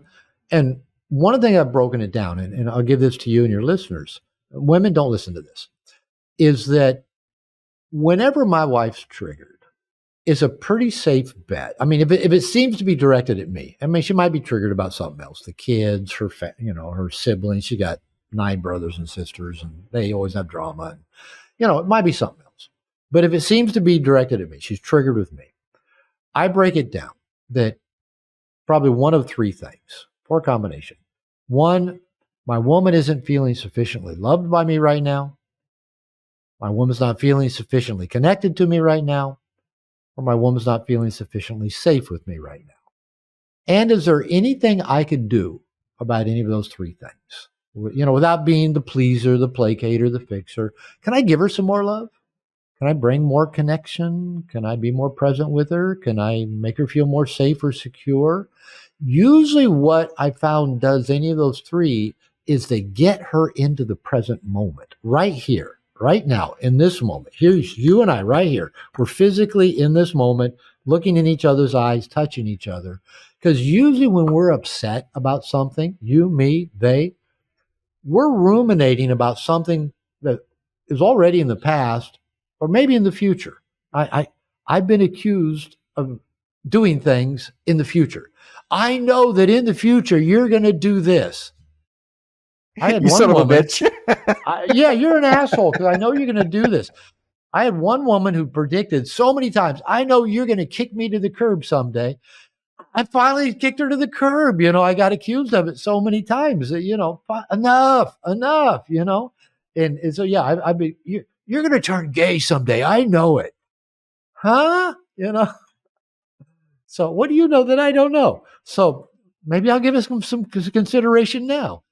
So if I can bring her into the now, in the present, with physical contact, just here, breathing together, looking in each other's eyes, that usually moves them through whatever was. And now they do kind of tend to feel more loved, more connected, and safer in that moment. And I mean, it's not like there's any magic trick or any one thing that's always going to work to get the woman, out of a mood or into a better mood. But if you do just understand that those are probably the three things she wants most as a woman: your love, your connection, and a sense of security and safety with you. The safety is so important. I found that whenever I bring my work problems home, you always have financial issues, run the businesses. You bring those home, it makes her worry in the back of her mind. What's gonna happen? Is this the start of something? Is he hiding? This is what he's telling me. What's he hiding?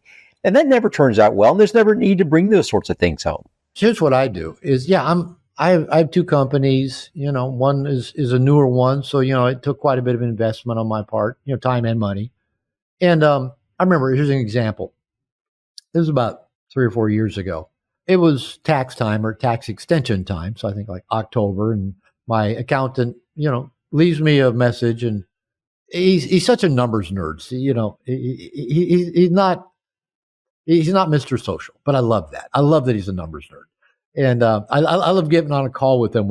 Anytime there's a problem, he'll just start doing the calculating, moving that. It's fun to watch him just nerd out on numbers.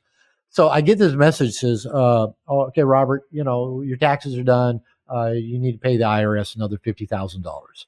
I pay my taxes every month. Yeah. As a self-employed person, I pay.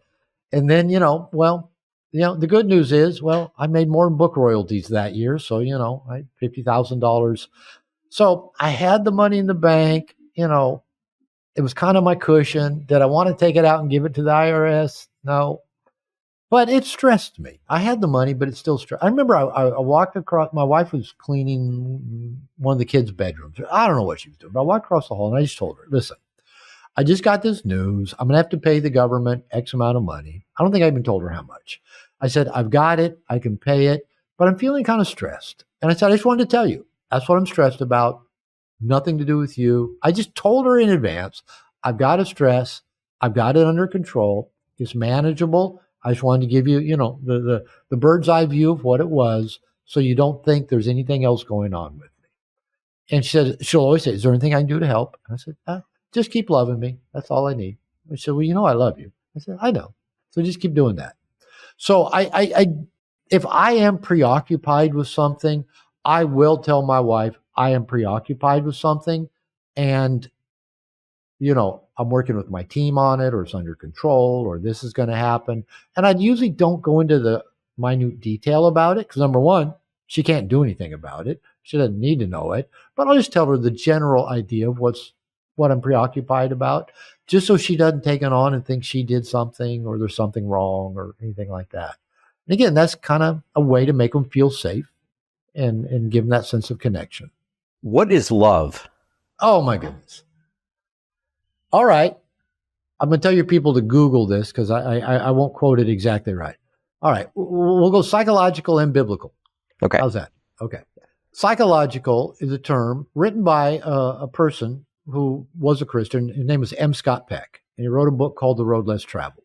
It's an all-time best-selling self-help book. A lot of younger people, younger podcasters I mentioned to it, never have heard of it because, we're all reading the current stuff. But there's a section in there on discipline, a section in there on love. It's just a really, really good book. And his definition of love, you just Google M. Scott Peck's definition of love. And it is something like the will to act in one's own or another's spiritual development, something like that. So we can paraphrase and say it's just the intention and action for one's own or another's well-being. Okay? So for me, love has intention and it has action. Now, I've been with people who told me they loved me, but their actions didn't support their words. And that never feels right. So there's an intention to it and there's an action to it. And that can be towards ourselves and it can be towards another. Okay, bring that over to a situation where a bunch of Jewish scholars came to Jesus. And, the Jews had this tradition of, taking laws and making more laws on top of the laws and compounding that with more laws in order to carry out the laws. And I have a good friend who's a Jewish rabbi, so I have no problem saying that. He would affirm that. And so they came to Jesus and said, hey, you smart aleck, what's the greatest law? And, they had pages, they had reams of laws. And he said, love God with all your heart. So it's love, the greatest law. And he said, the second law is just like it, which means it's the same. And we've all heard this. He said, love your neighbor as yourself. And I think probably 99% of the people who read that actually missed the point. I grew up in a very fundamental church that had a lot of laws to it as well. Here's what you have to do. Follow Jesus' commandments. Well, Jesus said, if you love me, you'll follow my commandments. Well, what was his commandment? Love. Love God, love your neighbor. Do unto others as you had, the do unto to all these people, and you do it to me. The thing that I think most people miss is that Jesus taught the standard of all love is self-love. Love your neighbor as yourself. I mean, think about that. He gave the standard. Love your neighbor as yourself. Going back to the Scott Peck definition. It's the will and action, intention and action to love yourself, to be good to yourself, and to do that for other people. And the premise that I teach is we cannot love somebody more than we love ourselves. Mathematically, that's impossible. And that even includes God, if you believe in God. You cannot love God more than you love yourself. And you cannot let anybody love you more than you love yourself. Whether that's your neighbor we're talking about or God. That unless you love you, you don't let love in because it feels contradictory. It's incongruent. It doesn't fit. And no matter how much you think you give to other people, if it's just codependent caretaking, if it's not genuine love, coming from the overflow of you beginning with a love for yourself, it's not love. And so I break it down that Jesus was teaching there's no separate self. God, self, other are all one. And the love is one. And it has to begin with us seeing we are lovable. We are love. We are inherent. And how do we know that? Because we are God and we are other. We're all, and God is love, right? Again, this can get kind of convoluted. But here's the thing. We come into human form, and I believe, this is my kind of spiritual belief, that part of being human form, we lose connection of that sense of oneness, of unity with all that is, with all that's created. And we lose the sense of love, that we are love. I can tell you, hey, you're love, man. Rick, you're love. Be love. But something about being human, that makes it, it's like there's this veil that doesn't let us see who and what we are, and that our essence is love. And I know a lot of people, if they do like maybe enough meditation or maybe do some psychedelic drugs or some ayahuasca or psilocybin or, most people always come back and go, oh, everything's love. It's kind of that seems to be what everybody uncovers when you get to the other side of the veil. However, you get to the other side of the veil. And that's what Jesus was trying to teach. It's all love. It's all about love. All those other laws, they don't matter. It's all about love.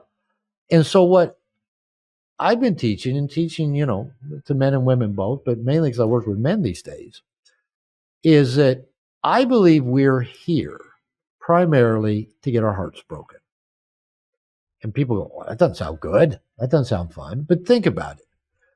If anything was so amazingly fucking good that it could break your heart when you lose it, when it goes away, isn't that something you wouldn't want to have missed? That's so true. I don't want to miss it. My dog Nala, my 4-year-old pit bull, is often laying right here at my feet. That dog is going to break my heart. She's going to break my whole family's heart someday. She'll probably, she'll pass probably statistically before any of the rest of us do. I don't know. I might break her heart when I pass. There's a quote by a really great family therapist. He's passed now. His name is David Snarch. He's got a book called Passionate Marriage. I highly recommend it. There's a line in there that says, in every relationship, somebody's going to get left. And I remember when I read that, I thought, that's the most liberating thing I've ever heard. Because, some people will read it, oh, I don't want it. I don't want that. I don't want to, to get left but that's the impermanence of this human existence. Nothing lasts forever. And if we realize nothing lasts forever, we don't have to either protect ourselves from loss or try to hang on to things that aren't meant to last forever. And that lets us open and love. I mean, as a marriage therapist, that's my training, what I see so many people do is we're out there wanting to love and be loved, right? That's our deepest desire. We want to love, to give love, and we want to receive love. All the while being afraid of getting hurt, because love can hurt. I mean, we've all been loved imperfectly. An exercise I'll give people to do is to think of 5 people, mom, dad, exes, children, who've loved you imperfectly, which means everybody in your life has loved you imperfectly. And then to think of one gift or one thing you're grateful for that each of these imperfect humans gave to you. And it really shifts. Oh, yeah, I can look at, my mother loved me imperfectly, but gave me these gifts. My father loved me imperfectly, but gave me these gifts. My first wife loved me imperfectly, but gave me these gifts. But we're all out there being afraid. We're afraid of being loved imperfectly. Oh, what if somebody does this, or they hurt me, or they leave me, or they, whatever has happened to us, we're afraid it's going to happen again. Right? Whether we've been cheated on, lied to, left, whatever. So we're walking around wanting to be loved. It is our nature. We desire love, to be loved, trying to not get our hearts broken. So we have our defensive weaponry. Maybe it's, the armor of a knight, or maybe it's just, Teflon, or maybe it's, cast iron or whatever. And we got our offensive weaponry. Maybe it's a big sword, maybe it's a chainsaw, maybe it's a lightsaber. But we're going to protect us from you ever getting close enough to hurt me, and I'll hurt you before you can hurt me. Kind of like that song, Hallelujah, Leonard Cohen, where he says, all I learned of love was how to shoot someone who outdrew you.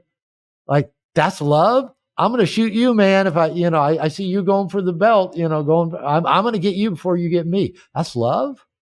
But that's the way we all do it. We're on guard. We're trying to protect ourselves from getting our hearts broken. But what if that is why we're here?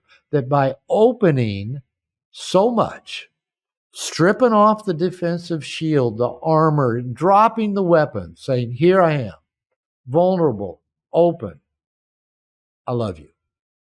I know you're going to love me imperfectly, but do your best, because I want your love. Man, how that shifts everything. It does. And the idea that only the true love is worth having, and only true love is vulnerable. You have to be vulnerable in order to receive your love, but I also have to be vulnerable to give it, because when I give it, I admit that you're someone that I want. Like, I'm jealous for you, like your wife was jealous for you at the gym. That's the beautiful thing. You call it jealousy, but we know it's love. And so this idea, like you said, the 2 great commandments of Christ, to love the Lord your God with all your heart, soul, mind, and strength, is also the Jewish commandment. And then also to love your neighbor as yourself. He talks about, why did he talk about that? Because like you said, we're all going to die. We're all going to get left. But love is the only thing that really propagates. It's like a great truth. It's eternal. I can share love with my wife and my kids, and they're going to share with their grandkids if I'm good enough of a lover, good enough of a teacher, and I live authentic. And it's one of those things that is going to outlast you. And I think all honest men who are actually looking at others realize that love is an eternal thing. It's something worth giving your life for, even though you're going to die and you're going to lose all the love that's ever been given to you. So in a way, you almost have to give it back. And I'm not saying, that all love is equal. Obviously, the love I have for my wife is different than the love I have for my kids and for my parents. It's a love that's different than what I have for, my fellow human beings. Like, I love humanity. I love humanity, but it's all imperfect love. but it's divine. And that's sort of like one of those things that you talk about, be perfect. The sin is the imperfect, being aimed off center. It's like, but you got to give it a go. You've got to give it a go. Yeah, give it a go, because that's what. Just think about it. Most of us, if we've lived longer than about 16 years, are walking the planet bursting with wanting to love and be loved, but protecting ourselves from doing both. What if I love you and you reject me? What if I let you love me, but you disappoint me? Well, yeah, probably all of that's going to happen. But again, what's the consequence of not opening to that kind of love? It is walking through life, probably for most of us, with a lot of suffering, depression, and addictions, because we're so guarded and protected from love. So we'll just go eat a bunch, or watch a lot of TV, or surf a lot of internet, or gamble, whatever we do, and just maybe go make a lot of money. It's not love. It's not love. And so I'm going to throw one more twist into this. I work a lot, like I said, I work with men primarily, but for many years I worked with a lot of couples because my doctorate's in marriage therapy. And something that's really helped me understand the interaction of men and women is to understand just the energetic state of masculine and feminine. And masculine doesn't mean male, feminine doesn't mean female. But because I think we all have a masculine, feminine side. Men do, women do. And kind of think of the yin and the yang, that kind of Eastern image. And there's an interplay, and it's an energy state.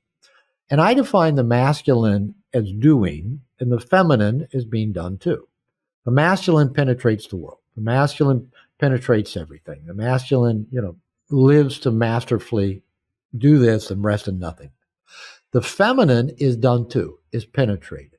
And that can be blissful, and it can be abusive. And most of us have had some of both. And women seem to, have a lot of the abuse part that comes in there. But we've all got the masculine, feminine side. The feminine part of us, I define, is the seeker or consumer of love. It's the empty bucket with a hole in the bottom that wants to be filled from the outside. So if you've got a seeker or consumer of love in one part of the equation of the yin and yang, the polarity, there must also be then a source of love, the lover, which I have been saying for a few years now is the masculine.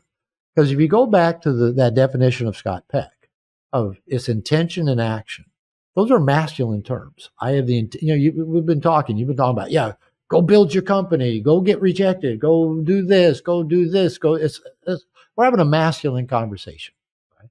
Doing. And so love, according to Scott Peck, and I think you could even say Jesus, is a masculine trait. Usually we speak of, our Father in heaven, masculine. Which now this messes with a lot of people's head, because culturally we think of women as the source of love. We think of mother's love. We think of all the love songs. We think of all this. But if you are the consumer and seeker of love, you can't also be the source of love. Now, ultimately we're all love, but we're talking about in human form.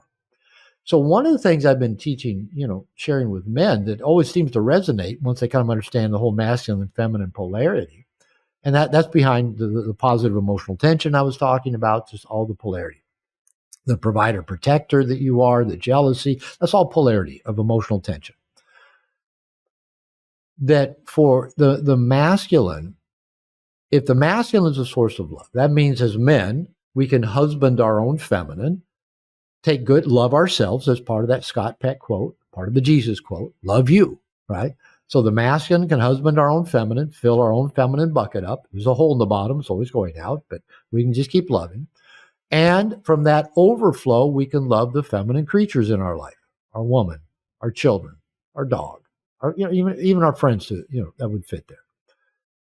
And what I tell guys, if you really want to experience the depth of love, you're going to go find it in the masculine state, not the feminine state. The feminine's the seeker of love.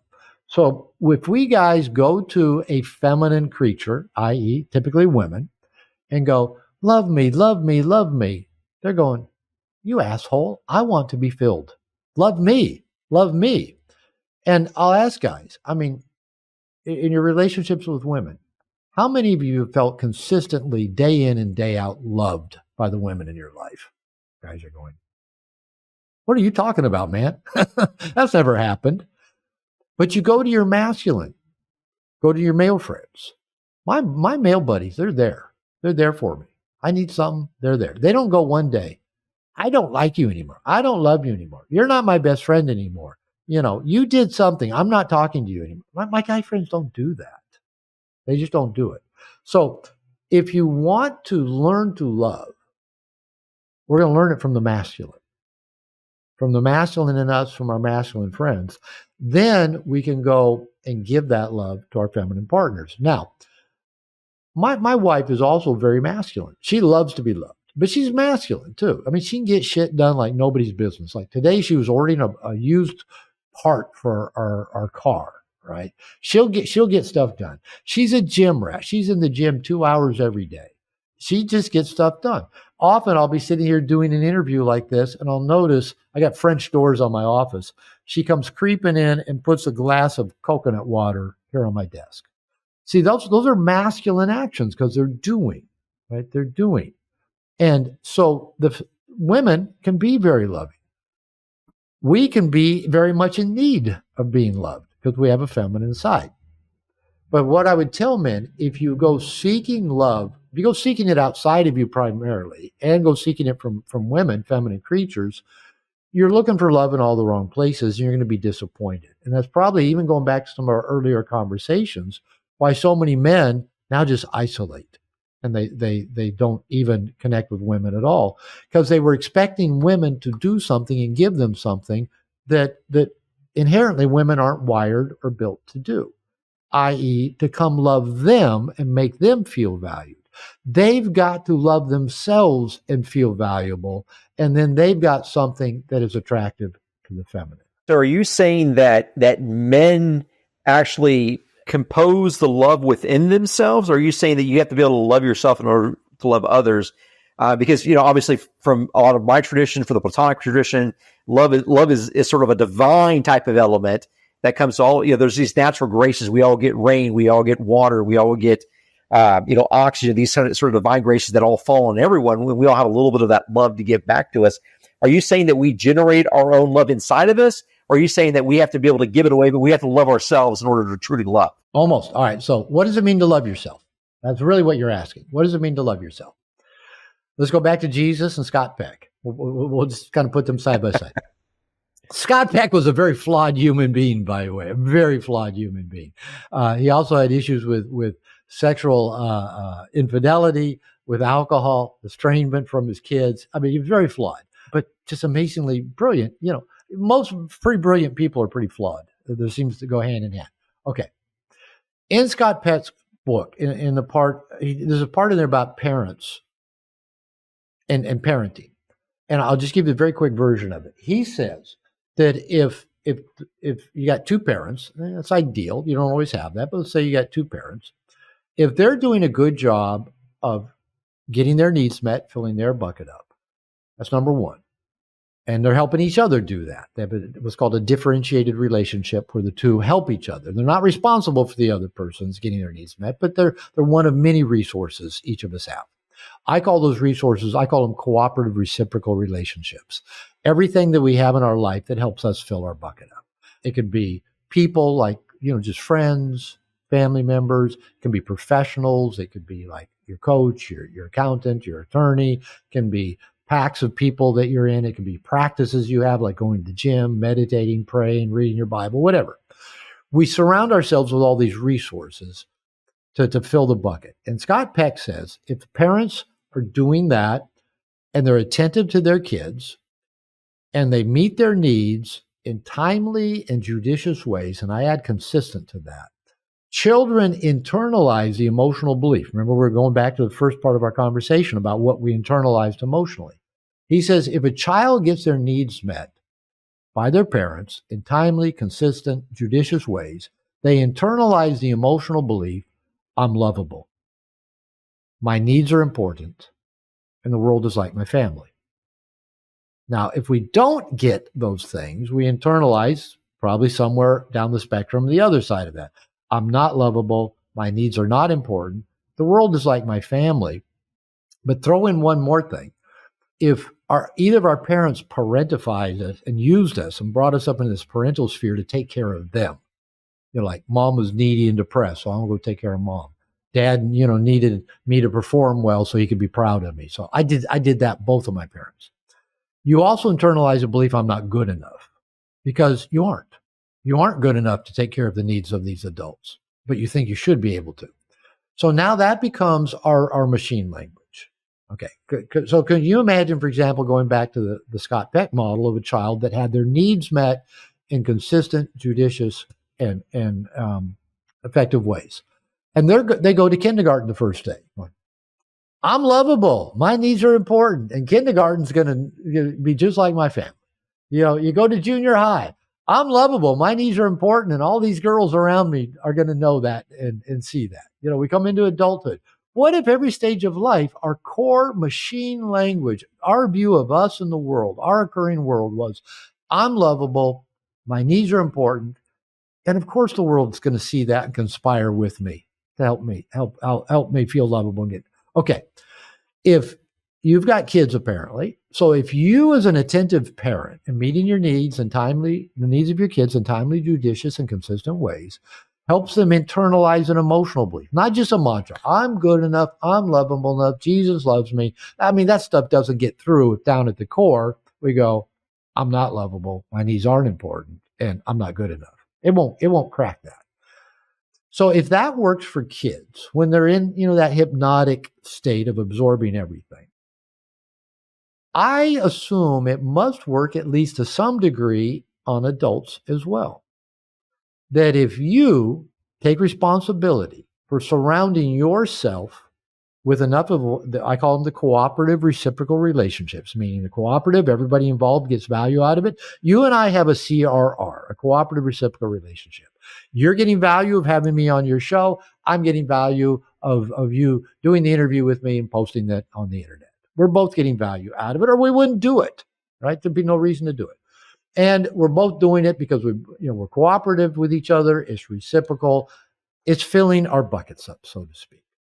So if you take responsibility as an adult for creating as many of these CRRs as possible, as many good friends as you have in your life that you interact with, as many professionals as you need, as many practices as you need to fill you, as many packs or groups of people, that may not completely overwrite or erase an old machine language of you're not lovable, but it can go, I think, a long way.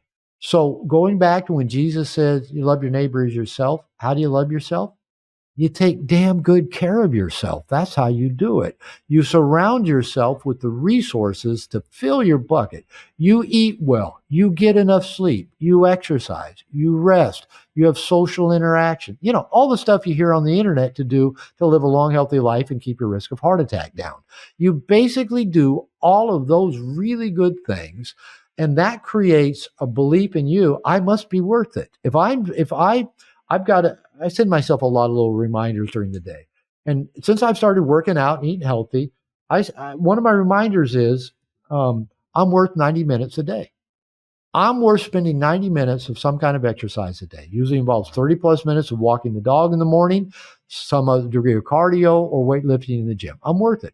I'm worth tracking my apps and eating healthy. I'm worth getting in bed by 9:30 and wearing an app that tracks my sleep. How well am I getting sleep? I'm worth saving money and putting it in the bank. I'm worth making these investments in me. And guess what? When I do enough of those things that imply I'm worth it, it implies I'm lovable, I'm valuable, my needs are important, the world's going to conspire with me to support that, and I can now give from the overflow to the world around me. That's how I think we learn to love ourselves. And what a beautiful way to conclude. Dr. Glover, thanks so much for sharing. I'm trying to watch the clock, brother. I got to get you out of here in time. Book is linked below. No More Mr. Nice Guy. Obviously, Dr. Glover is a nice guy, but not the bad type of nice guy.